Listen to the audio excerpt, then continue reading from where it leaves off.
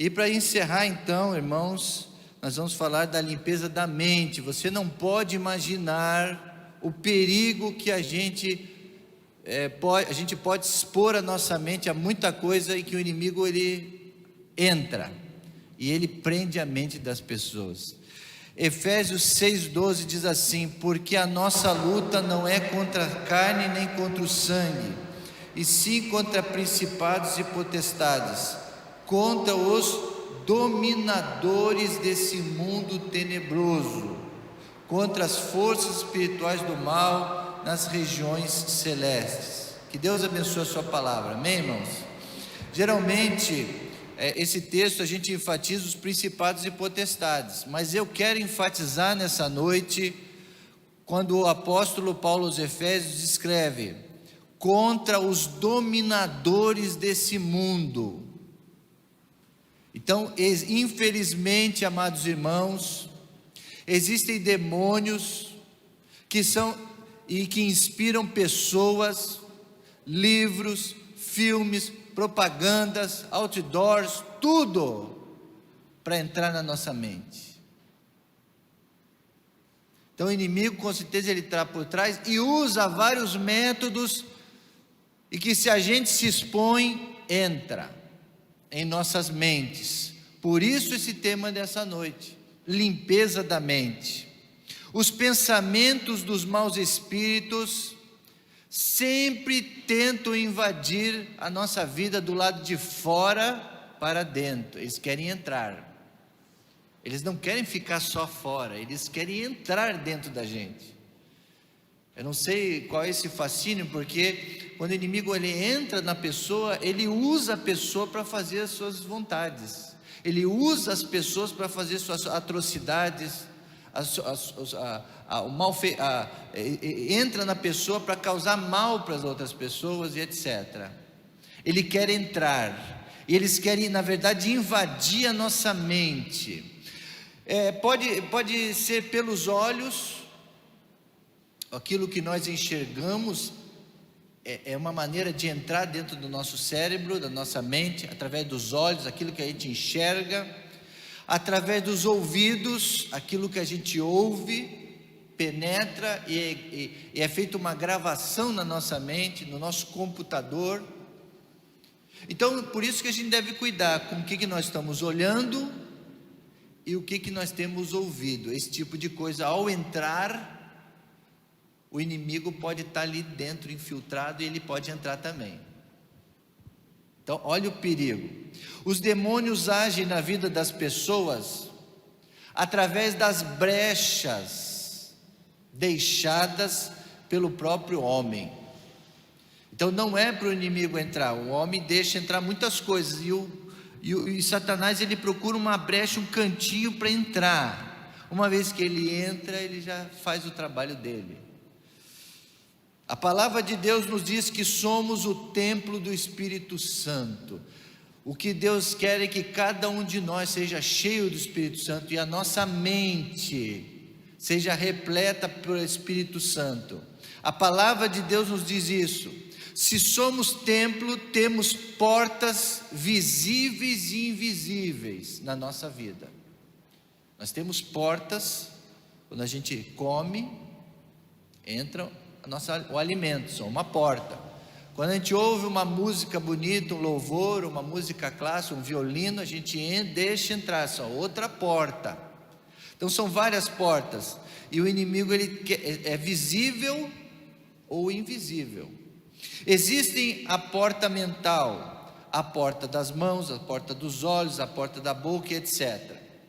O nosso Deus, quando nos fez a mim, a você, Ele nos capacitou para nós pensarmos, refletirmos e raciocinarmos. Então, essa é uma coisa boa de ser humano. Ele nos deu inteligência, capacidade, e deu para a gente essa capacidade de escolhermos o que vamos colocar para dentro. É o livre-arbítrio. Então você que escolhe aquilo que você vai assistir, aquilo que é impróprio você assistir, você desliga, você não vê, você não puxa, não abre. É você que escolhe. Deus deu essa capacidade para você filtrar aquilo que entra. O que acontece é que as pessoas hoje estão aceitando tudo, estão ouvindo tudo, estão vendo tudo, está tudo entrando na mente. Olha o perigo. Existem pessoas orientadas por demônios que invadem pelo lado de fora, com pensamentos fora da nossa escolha e fora do nosso controle. Hoje a vida é descontrolada, as pessoas invadem, elas te param na rua, elas jogam na televisão e você é obrigado a assistir. Eu já ouvi essa expressão? Não, mas eu fui obrigado a ver. Eu fui obrigado a assistir, eu não queria, mas apareceu e eu vi. Então o mundo é assim hoje, é muito difícil, por isso cuidado. Se não forem abortadas essas tentativas de invasão da nossa mente, se eles não forem abortados imediatamente, minarão nossa mente e ali começa a se estabelecer um domínio. Esse é o perigo, o domínio da mente. A pessoa muitas vezes é dominada por aquela coisa que ele vê, o que ele ouve, ela é dominada e a pessoa vai ser invadida em áreas da vida dela, em áreas. Geralmente as pessoas falam assim: não, nessa área aqui eu consigo resistir, nessa área eu consigo, agora nessa área aqui, para mim é mais difícil. Então é ali que está o foco, onde se infiltrou na mente da pessoa. Quando é na mente é muito difícil, irmãos. A mente é um lugar onde que é feito gravações, as gravações, e para apagar é muito difícil. Se um vírus entra ali, para tirar ele é muito difícil, a nossa mente. A segunda característica a considerar essa noite é que os pensamentos ou maus espíritos forçam, empurram e coagem o homem a agir imediatamente. É o espírito do apressadinho.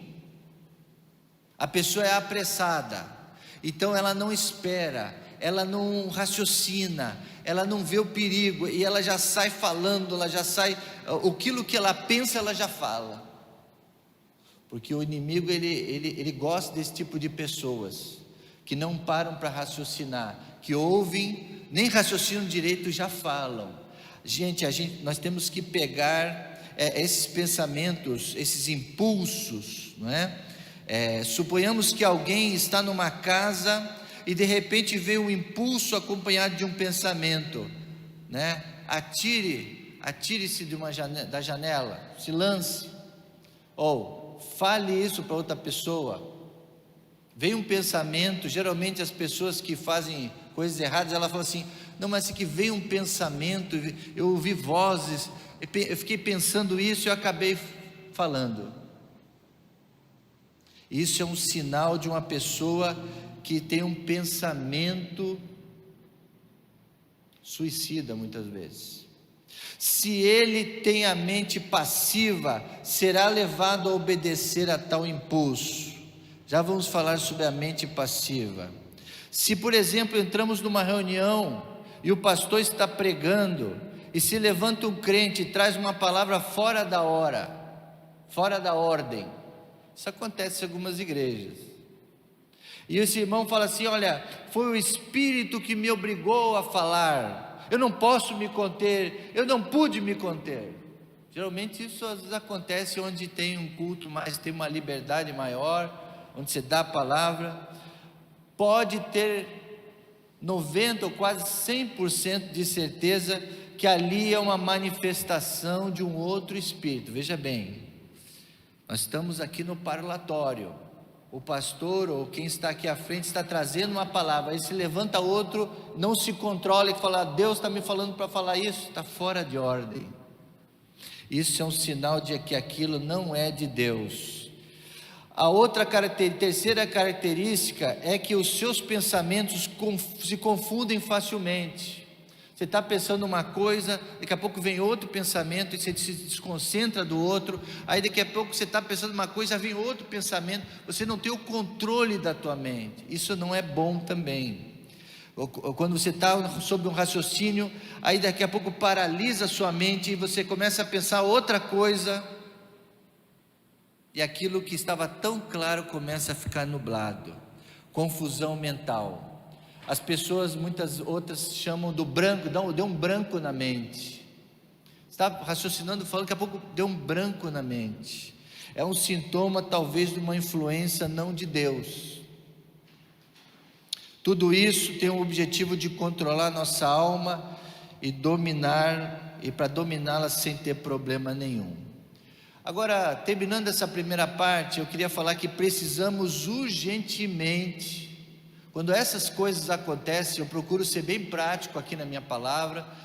Se de repente essas coisas estão começando a acontecer na sua vida, não é só porque você está entrando na terceira idade e as coisas começam a fugir da tua mente, mas pode ser algo, uma brecha aberta que tem um espírito de confusão ali. Precisamos discernir esse sintoma de maneira rápida. Precisamos recusar tudo quanto vem de fora. Como? Primeiro, pedindo auxílio do Espírito Santo. Espírito Santo, vem me auxiliar a minha mente. Você deve orar assim: Espírito Santo, clareia a minha mente. Espírito Santo, dirige a minha mente. Espírito Santo, protege a minha mente. Eu tenho feito isso quando eu vou dormir. Eu tenho às vezes sonhado, não consigo dormir à noite. Eu antes de orar eu peço: Senhor, cuida do meu subconsciente, cuida da minha mente na hora que eu for dormir. Não deixa nada que não venha de ti entrar na minha mente para me atrapalhar o sono, que eu durma em paz essa noite. Então isso é muito importante, o auxílio do Espírito Santo. Costume orar ao Espírito Santo, pedindo para que Ele controle a tua mente, porque se o inimigo entrou em alguma brecha, vai ter confusão na mente, vai ser uma mente fraca. Segundo, ter um sólido conhecimento na palavra de Deus. Nós temos enfatizado isso, domingo eu falei sobre isso, e hoje eu estou repetindo. Você precisa ter um sólido conhecimento da palavra de Deus. Isso vai ajudar a tua mente a discernir quando algo é de Deus ou não é, porque você precisa testar com a palavra de Deus tudo aquilo que você ouve aí fora, os filmes, as séries, os jornais, tudo que vier que for falar no teu trabalho, você tem que filtrar isso. Como é que você filtra? Com a palavra de Deus. Então você note essas duas coisas aí, ó. Precisamos recusar tudo que vem de fora, pedindo auxílio do Espírito Santo e um sólido conhecimento da palavra de Deus. Agora vamos abrir as Bíblias em 2 Coríntios 11:3. As estratégias de Satanás, vamos ver algumas delas, isso é importantíssimo. 2 Coríntios 11:3 diz assim: mas receio que, assim como a serpente enganou a Eva com a sua astúcia, assim também seja corrompida a vossa mente, e se aparte a simplicidade e a pureza divididas a Cristo. Então é isso que é a estratégia de Satanás. Está nesse texto aí que o apóstolo Paulo alertou os coríntios. O apóstolo Paulo está dizendo: a serpente que enganou Eva está por aí.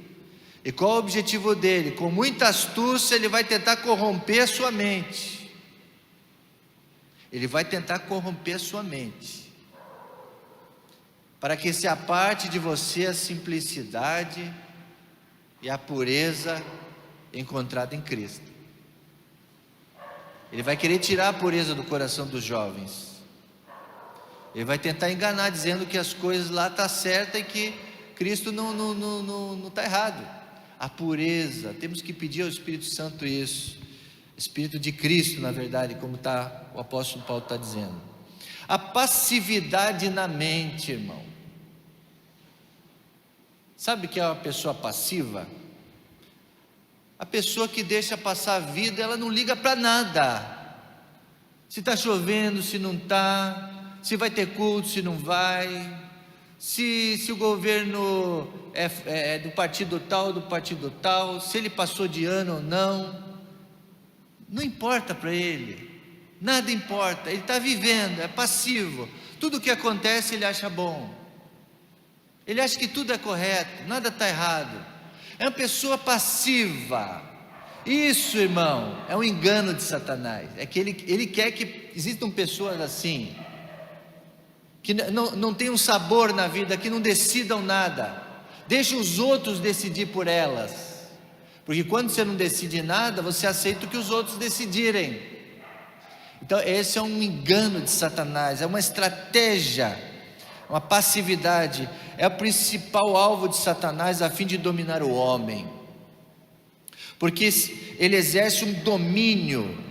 Para que ele exerça um domínio, precisa de uma mente passiva, que se habitue a não raciocinar, a não filtrar o que ouve, pois assim acontecendo, tudo quanto é lançado nela fica. Então tudo que o diabo jogar na mente dela, ficou, porque essa pessoa não liga para nada. Olha o perigo, irmãos, de você ser uma pessoa passiva, né? Consequentemente, não produzirá frutos bons, e produzirá frutos para o inimigo, a mente passiva. Alcançando o seu alvo, o diabo prende a vítima pelo engano. Veja que Paulo falou aos Coríntios, que a antiga serpente enganou, e ela continua mais viva do que nunca. O que é o engano? É uma convicção errada acerca de qualquer coisa, uma convicção errada que a pessoa tem acerca de qualquer coisa, sem que a pessoa tenha a menor consciência do erro. Então para ela não está errando, ela está pecando, está fazendo um monte de coisa, mas para ela não é pecado, para ela não é errado, ela está no engano, porque é uma pessoa que não liga. É isso que o inimigo quer. É uma convicção errada acerca de qualquer coisa, até mesmo certos ensinamentos bíblicos que são tão importantes, como a rendição do nosso eu a Deus, e a nossa, por exemplo, a rendição do nosso eu. A Bíblia diz, né? Devemos renunciar ao nosso eu, e Cristo vive em nós, até ponto de a gente morrer, né? A Bíblia diz lá, já estou com Cristo crucificado. Então é como se fosse a vida do velho Rodrigo morreu, agora eu vivo a vida de Cristo. Pode ser levada para extremos, a pessoa pode entrar num radicalismo, e aí ela não viver mais aqui a vida, ela se anular, então ali é um desvio do engano, até dentro da palavra. A pessoa entende o versículo errado, não é sobre isso. Deus quer que a gente viva uma vida abundante, mas uma vida nele, crucificando a carne, o pecado, mas vivendo, não morrendo para esse mundo. Eu digo morrendo para o mundo, mas não morrendo para viver. Devemos viver. Então Satanás quer um homem passivo, escravizado à sua vontade, para que ele possa facilmente manipulá-lo. Quando Deus apela à vossa vontade, ele espera uma rendição inteligente da gente. Deus, ele espera que a gente entenda o que a gente está fazendo, para que a gente possa obedecer a palavra com uma mente boa. Mas uma mente passiva não entra, irmãos, tá? A força das trevas vai ser grande nisso, em fazer a gente paralisar. Por isso, meu irmão, você não pode deixar isso acontecer. Você precisa não ser passivo, ser ativo no mundo espiritual. Sim, sim, não, não. Orar para Deus, resistir ao diabo, encarar de frente a luta, não ficar lá sem fazer nada. Está com problema? Deixa, é assim mesmo. Não. Esse é uma mente passiva, o inimigo domina. Agora, sinais do engano. Alguns sinais do engano que eu quero deixar para vocês aí. Vamos ler 1 Tessalonicenses, capítulo 2, verso de 2 a 3. Diz assim: que não vos movais facilmente do vosso entendimento, nem vos perturbeis, quer por espírito, quer por palavra, quer por epístola, como de nós, como se o dia de Cristo estivesse já perto. Ninguém de maneira alguma vos engane, porque não será assim, sem que antes venha a apostasia, e se manifestar o homem do pecado, o filho da perdição. Nossa, irmão, esse texto é muito revelador para nós. O apóstolo Paulo está dizendo então aos Tessalonicenses o seguinte: vocês têm que ficar firmes, especialmente o vosso entendimento. Vocês não podem ser enganados. Vocês são de Cristo, mas aí diante de vós eu não acreditei em qualquer palavra. Ele já estava ali precavendo a igreja de que viriam falsos mestres, pessoas que vinham até com a palavra tentando enganar, iludir. Não deixe isso acontecer. Provem esses espíritos aí. Então, alguns sinais do engano. Primeiro, atitude fanática. Quando você percebe uma pessoa com uma atitude fanática, cuidado. Ali é um sinal de engano. Não é para ser fanático. Jesus não chamou ninguém para ser beato, fanático. A pessoa, ela crê na Bíblia, naqueles textos ali, mas ela fica ali e ela fica bitolada. Não é assim. O espírito fanático é um sinal de alerta. Se ele se manifesta com muito entusiasmo e muita energia, e fica fechado no raciocinar, ele não debate, ele não pensa, ele fica bitolado naquilo, é muito duro, muito dogmático. Isso é um sinal de alerta. O espírito fanático é o que não consegue ver as coisas por um outro ângulo mais aberto. Deus ensina o mundo, quando a gente se converte, Deus mostra o mundo espiritual. Então a nossa visão se amplia, ela não reduz, ela não fica presa ali. Nós temos um espírito livre pensamento. Isso inclusive é um princípio batista. A nossa mente se abre, não se fecha. Mas o inimigo se infiltra ali no espírito fanático para fechar a mente da pessoa, num quadrado, numa doutrina, num dogma. E por isso que tem algumas igrejas que são repressivas demais. O espírito fanático é perigoso. Muitas vezes, às vezes é infiltrado na infância. A pessoa recebeu uma orientação e passa a vida sem questioná-la. Se ela ouviu algo diferente, fecha sua mente e rejeita tudo. São as igrejas aí que tem aquela doutrina muito forte e a pessoa não muda de jeito nenhum, ela não é aberta. O fanatismo religioso tem sido a causa de muitas tragédias nas histórias da igreja, dos confrontos, dos conflitos e até de mortes. Pessoas que se suicidam. Há um zelo cego no fanatismo, que leva muitas vezes a brigas dentro de casa. Agora está acontecendo com a política isso, né? Fanatismo na política, ou a esquerda, ou a de direita. Ali infiltra um espírito de engano ali, na verdade. A gente tem que estar aberto a ouvir as opiniões da esquerda, a ouvir as ideias da direita, do centro, sei lá do que mais. A gente tem que estar aberto para ouvir, não sair condenando. O fanático, ele sai condenando todo mundo. O fanático é responsável pelo legalismo religioso, bem como o tradicionalismo cego. Nós não podemos deixar isso acontecer. Infelizmente também, irmãos, é sério isso que eu vou falar agora. Infelizmente, existem técnicas de persuasão, e os pastores e a liderança de igrejas que usam essas técnicas de persuasão, de doutrinação, elas têm sido usadas como engano, uma fórmula de engano. Estão enganando o povo. E Deus não está nesse negócio. Deus não faz assim. Deus mostra na palavra, Ele alerta, Ele ensina, e a pessoa raciocina.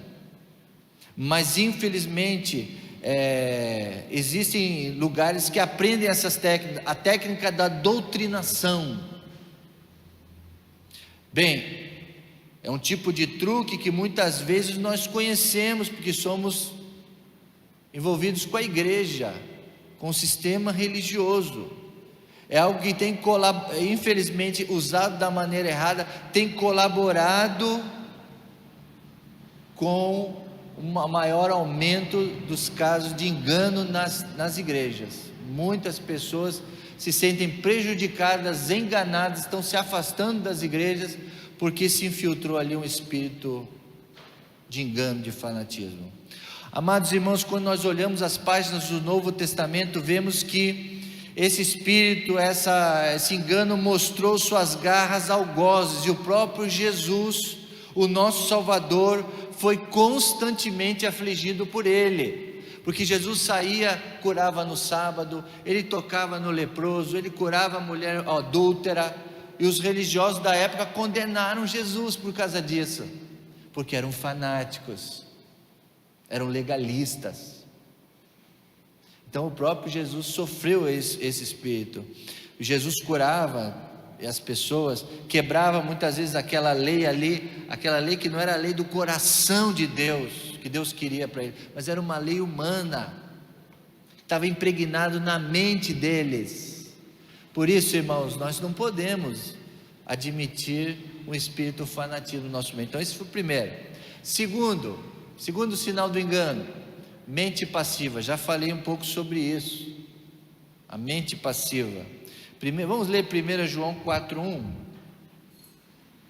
Leiam para mim, igreja, vamos lá.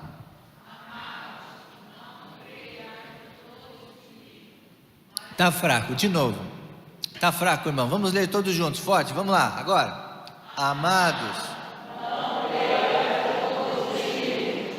mas provai seus espíritos e vem de Deus, porque muitos falsos profetas têm saído pelo mundo.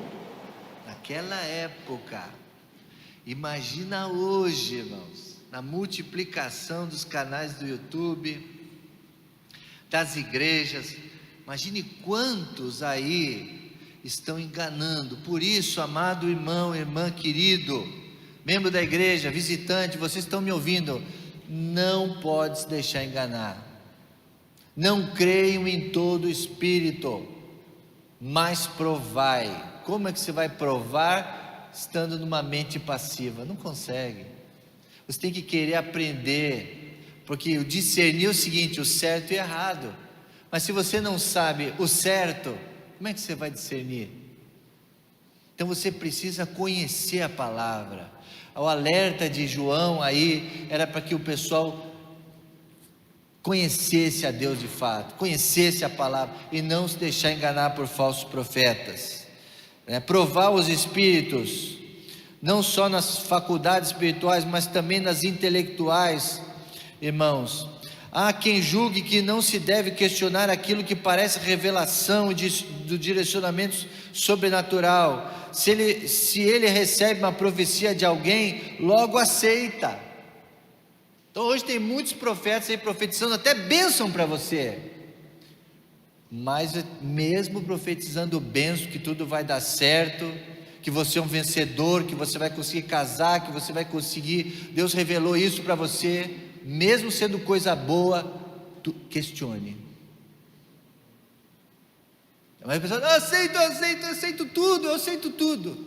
Cuidado. Ore a Deus, peça discernimento para saber se aquilo é de Deus mesmo. Não saia aceitando tudo, irmãos. Isso acontece, isso, se você não cuidar, até um pecado. Esse é o mandamento de Deus. Esse é o mandamento, olha, provai os espíritos, é o mandamento. Agora, se você não prova nada, se você deixa tudo entrar, você pode estar até pecando. É muito sério isso, irmãos.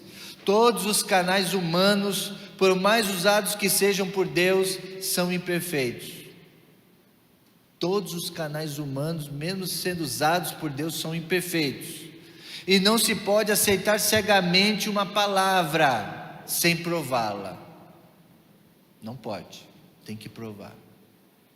Todos os sonhos, visões, pensamentos, revelações, direções devem ser primeiro testados à luz da palavra escrita. E as convicções que Deus nos traz no coração. Para pensar antes. Será que isso é de Deus mesmo? Tudo que vem de Deus suporta os testes. Tudo que vem de Deus suporta os testes. Testa, 1 vez, 2 vezes, 3 vezes. Jacó fez isso lá no negócio que estava molhado, né? Se essa é a vontade de Deus, que o pano fique molhado e que o terreno fique seco. E aconteceu. Agora que o terreno fique molhado e o pano fique seco. Então ele provou. Ele queria saber se aquela ordem de Deus era de Deus mesmo. Prova então, irmão. Prova. Segundo, será que vai dar tempo, irmãos? Segundo, volta lá naquele de 3 lá, isso. Terceiro, o mau entendimento da verdade. Esse é um sintoma de um engano. Vamos ler Romanos 1:25. Romanos 1:25, vamos ler. Não está aí, Romanos 1:25? Então vamos na Bíblia, vamos direto para a Bíblia. Vamos tentar abrir em Romanos 1:25.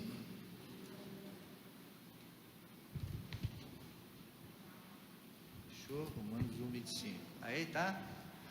Vamos ler.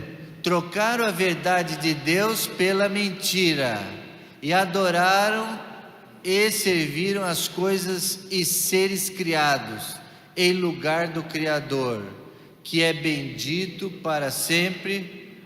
Amém. Então, o Paulo aos Romanos estava dizendo que eles trocaram a verdade pela mentira. Então, irmãos, eles não tiveram um entendimento da verdade. Eles acharam que era verdade, mas eles trocaram. O mesmo também, a pessoa ouve a mensagem, mas ela isola uma frase de todo um contexto. Então existe uma história toda. A pessoa pega uma frase, isola aquela frase e diz que aquilo ali é aquilo, mas ele não ouve a história toda, o contexto da história. Isso na teologia nós chamamos de hermenêutica. Você pegar um texto e analisar aquele texto e outras passagens bíblicas. Isso o pessoal que estuda teologia básica vai aprender. É o terceiro módulo, é hermenêutica. Irmãos, nós temos um seminário de teologia básica aqui, sabia? Uma vez por semana. Eu acho muito interessante todos os membros fazerem esse curso. Uma vez por semana. Venha ser seminarista. Tem vários módulos aí de teologia que você vai aprofundar bastante o teu conhecimento. Tá? Por exemplo, Romanos 8:37 diz assim, o Paulo diz: sou mais do que vencedor em Cristo. É um exemplo que eu quero dar aqui. A pessoa diz: sou mais que vencedor. Qual é o engano dessa frase? Qual é o engano dessa frase? A pessoa diz assim: sou mais que vencedor, e ele pensa assim na mente dele: olha, se eu sou mais que vencedor, eu não terei mais lutas nem dificuldades. E aí eu pergunto a vocês: isso é verdade? Ele vai deixar de ter lutas e dificuldades? Não. Mas às vezes, se a pessoa pegar um texto isolado, ela vai achar que ela não vai ter mais lutas e dificuldades, porque ela é uma vencedora. Tolo engano, né? A verdade é o seguinte: toda vitória implica necessidade da existência de uma luta. Toda vitória você só consegue lutando. E se venço é porque lutei. Sei que a luta virá, mas não temo, porque no meio dela Cristo me dará a vitória. Amém, irmãos? Então eu vou enfrentar lutas e dificuldades, porque eu sei que no meio da batalha Cristo me dará a vitória. Não é no início, não é no início, pode ser no meio ou no fim, mas Cristo vai me dar a vitória. Por isso eu não vou desistir. Então tem outros textos aqui, mas o tempo não me permite mais, né? Eu quero falar de um último aqui, que esse é muito sério, irmãos. Esse aqui caberia até eu deixar para a próxima quarta-feira. que é a prisão da dependência emocional. Irmãos, nós não temos ideia como às vezes nós deixamos a nossa mente presa a uma outra pessoa. Isso a gente chama de dependência emocional. Você é presa a uma outra pessoa, mas é presa mesmo. Tem pessoas que são o oposto disso, né? Não se prendem a ninguém. Isso também é um problema. Isso também é um problema. A pessoa não dá certo com ninguém, não vive com ninguém, vive isolada. Esse é um outro extremo. Mas tem pessoas então que elas se tornam dependentes da outra pessoa, e isso não é de Deus. E o inimigo sabe que isso atrapalha a pessoa, então ele se infiltra ali, ele incentiva, apoia você continuar dessa forma.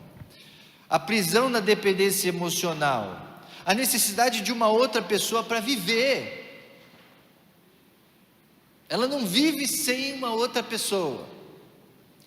De não saber como agir sozinha.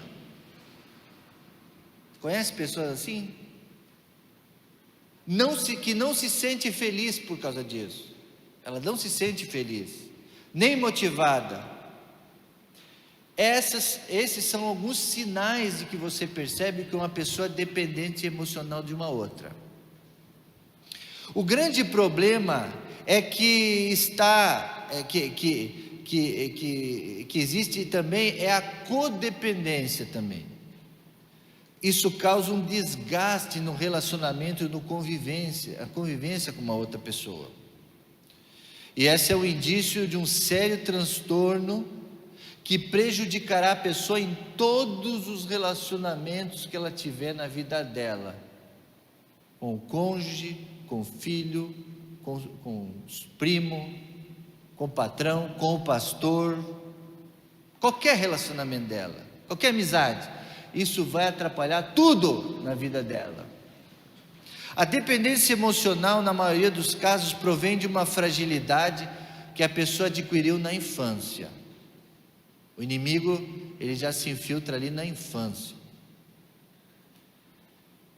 No crescimento de uma família com muitos conflitos, e é o que mais tem por aí, né, irmãos? É por isso que as pessoas estão doentes emocionalmente. É por isso que às vezes a igreja não resolve, psicólogo não resolve, porque foi implantado na mente da pessoa uma codependência emocional. Ela foi traumatizada, a família teve muitos conflitos, teve pouco suporte, a pessoa não tinha o suporte de uma igreja, não tinha uma orientação de um pastor, não tinha o apoio de um psicólogo, de outros amigos. Conhece famílias que se isolam e ficam lá vivendo os problemas, não pede ajuda para ninguém? Ali vai ter uma consequência muito, muito séria. E isso, quem mais sofre são as crianças. E aí a criança cresce e ela é infiltrada ali na mente dela uma dependência emocional. Vamos terminar, mas eu não tenho mais tempo, infelizmente. Já acabou o meu tempo. Jeremias capítulo 2, verso 13. E aí eu preciso terminar a minha ministração e eu prometo que eu vou continuar na próxima quarta-feira, tá bom?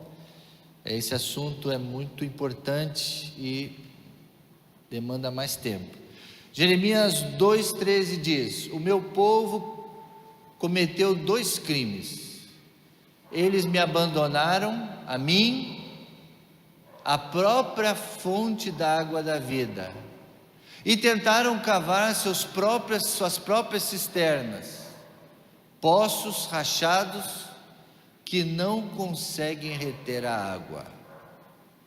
Então que nessa noite, irmãos, nós possamos entender o seguinte: a fonte da água da vida nós não podemos deixar de lado.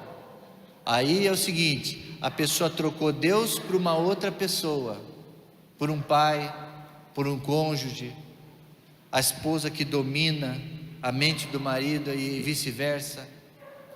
Ela só obedece àquela pessoa, sendo que Deus quer que nós possamos estar sujeitos somente a Ele, Ele que é a própria fonte da água da vida. Mas a pessoa, ela acredita mais nos outros do que em Deus. E essas pessoas que Jeremias está falando, vocês abandonaram esse Deus, essa água da vida, essa água que vai saciar a tua vida emocional, vai te dar as respostas certas. A tua mãe, o teu pai, o teu cônjuge não vão dar as respostas certas, mas eu que sou a água da vida, que sou a fonte da água, que vou dar para você. Então essa é uma das soluções então para vencer a dependência emocional, é buscar a fonte da água da vida. Que Deus abençoe, irmãos, e que nós possamos não deixar nossa mente ser dominada, que nós possamos entregar nossa mente para Deus. E eu quero orar nesse aspecto na sua vida, que Deus cubra a sua mente da proteção de Deus, e que você entenda no teu raciocínio que você precisa ter esse discernimento espiritual. Pedir ao Espírito Santo, que controle a tua mente, que impeça o inimigo de se infiltrar, ele ou outras pessoas. Vamos orar? Senhor nosso Deus, em nome do Senhor Jesus Cristo, ó Pai, pedimos que o Senhor venha colocar em nós o capacete da salvação na nossa mente, para que, ó Deus, não deixemos entrar nenhum tipo de espírito maligno, nem sermos dominados por outras pessoas, ó Deus. São tantas as formas que esse mundo nos apresenta, que vão tentar dominar nossa mente. Livra-nos da passividade, Senhor. Não deixe a gente ficar, Senhor, deixando a vida aí de qualquer jeito, ó Pai. Dá-nos discernimento espiritual, Deus, para decidirmos o correto na nossa vida. Que nós não venhamos a entregar nossa mente para ninguém, ó Pai. Que possamos provar os espíritos, como nós ouvimos essa noite, com a palavra de Deus, com o conhecimento, ó Pai. São muitos falsos mestres, ó Pai, falsos profetas. Ó Deus, protege a nossa mente, ó Pai. Visita cada um que está aqui, que está entregando a sua mente para Jesus, ó Pai. E ó Deus, protege-nos de todo engano. Há pessoas que estão em casa também, que essa palavra penetre, que esses textos bíblicos, ó Pai, possam estar ministrando aos corações a limpeza espiritual da nossa mente, ó Deus, a preservação da nossa mente. Blinda-nos, ó Pai, com o teu sangue, Jesus, e perdoa todos os enganos, ó Pai. Não permita que nós possamos também, Senhor, dominar outras mentes com a nossa maneira de viver. Não deixa, Deus, a dependência emocional nos atrapalhar, mas que possamos ser totalmente dependentes de Ti. É isso que nós pedimos e oramos no santo e precioso nome de Jesus, e toda a igreja diz: amém, Jesus.